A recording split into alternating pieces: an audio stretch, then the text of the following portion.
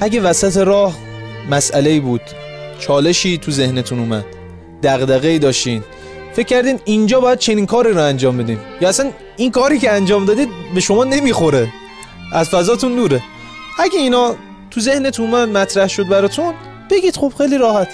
مثلا من از این استاد خوشم میاد و دوست دارم زندگیشو بدونم، خب بگم. سعی میکنیم هر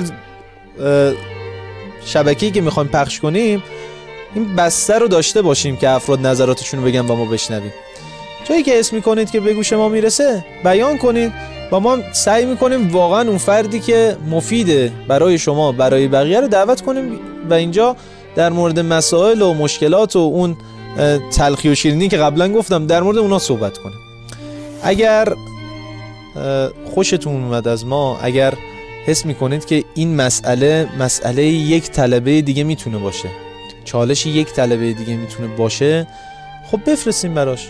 شاید همین فرستادن، همین مطرح شدن این سوالات برای اونم این چالشایی که من داشتم اومدم اینجا صحبت کردم و حل شد، برای اونم حل بشه و یک مسیر اشتباهی رو نره.